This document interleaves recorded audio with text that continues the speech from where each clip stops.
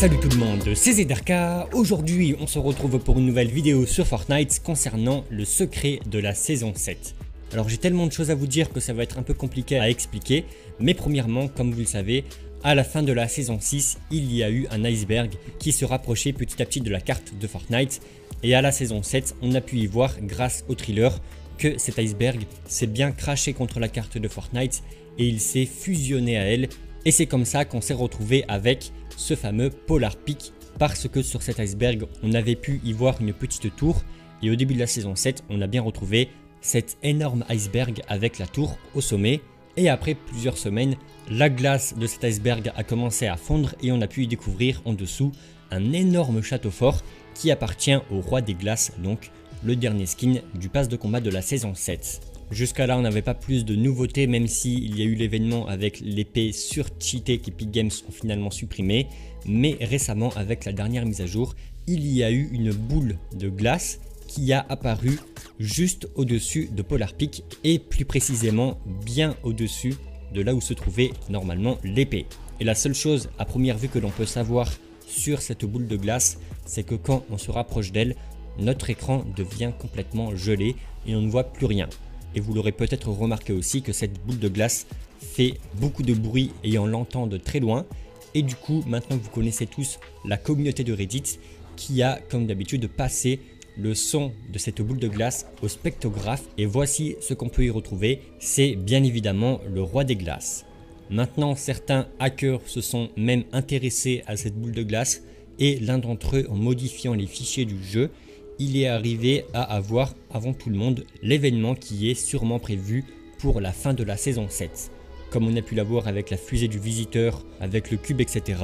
Et ben normalement, je pense bien que ce hacker est bien arrivé à voir l'événement. Et comme il le montre, on peut y voir encore une fois cette boule de glace qui a l'air de s'être un peu agrandie, où on peut y retrouver à l'intérieur le roi des glaces qui est en train de faire un espèce de rituel. Et malheureusement pour nous, il est simplement arrivé à lancer l'événement, mais comme on n'est pas à la fin de la saison, eh ben on ne peut pas voir la fin et ce qui va se passer. Mais en attendant, ce qu'on peut en déduire grâce aux nouveaux écrans de chargement, c'est que celui de la semaine 7, on peut voir le roi des glaces qui se lève de son trône, et à la semaine 8, le roi des glaces est en train d'utiliser ses pouvoirs, sûrement pour conquérir l'île de Fortnite en la recouvrant de glace, parce que comme on peut le voir, autour de lui, il y a une avalanche de glace qui se dirige tout droit sur l'île de Fortnite. Je pense qu'à la fin de la saison, on aura une carte complètement gelée et recouverte de neige, un peu comme ce qu'avait fait Epic Games le jour de Noël. Voilà à quoi on peut s'attendre pour ce qui est de la fin de la saison 7, voire peut-être même avant, parce que là on a même trouvé dans les fichiers du jeu cette image qui sera normalement dans les télés, comme on a pu la voir à la saison 4 avec le visiteur. Tout ça en sachant que la neige de l'île de Fortnite prend de plus en plus d'ampleur. Alors c'est très lent, mais regardez cette image. À gauche on a au début de la saison 7 et à droite on a la carte aujourd'hui. Maintenant pour ma deuxième petite théorie, c'est que la saison 2 est accordée avec la saison 7. Parce que pour ceux qui jouent depuis la saison 2, le pass de combat était basé sur les chevaliers et l'histoire de Fortnite n'avait pas encore commencé. C'est à partir de la saison 3 avec la météorite. Et je pense qu'Epic Games ont souhaité donner une explication à la saison 2 en l'accordant avec la saison 7, parce que le roi des glaces vient sûrement de cet an-là, et ce qui me fait dire ça, c'est son château fort, où quand on rentre à l'intérieur, on peut y trouver des boucliers avec son logo dessus, qui est exactement le même bouclier que ceux de la saison 2. Et quand on regarde chacun des boucliers de la saison 2, on a premièrement le chevalier noir qui a un dragon dans le dos, la chevaleresse rouge a elle un espèce de tigre ou de loup-garou, et les deux autres chevaliers ont eux un lama.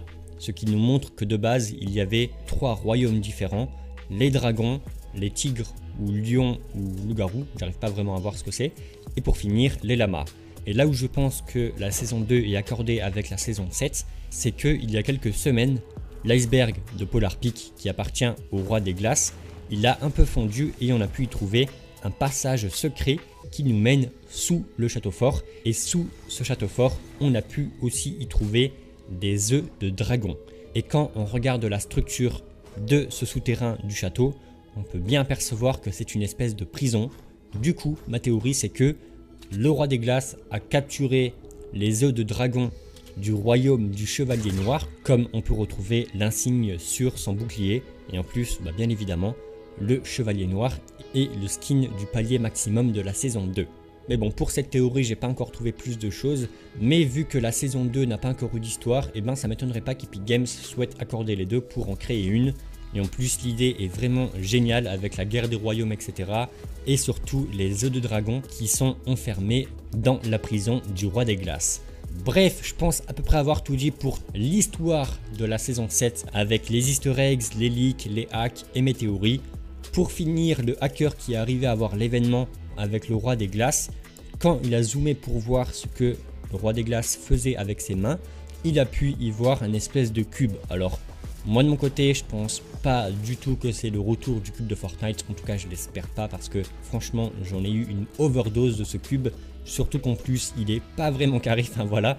N'hésitez pas à me dire ce que vous en pensez en commentaire. Moi je pense vraiment avoir tout dit sur ce gros secret de la saison 7. J'espère en tout cas que la vidéo vous aura plu et informé. N'hésitez vraiment pas de mettre un pouce bleu si c'est le cas. Et donc moi je vous donne rendez-vous dans les jours à venir pour une grosse vidéo d'information concernant mes projets de 2019. Et ciao tout le monde. Bye.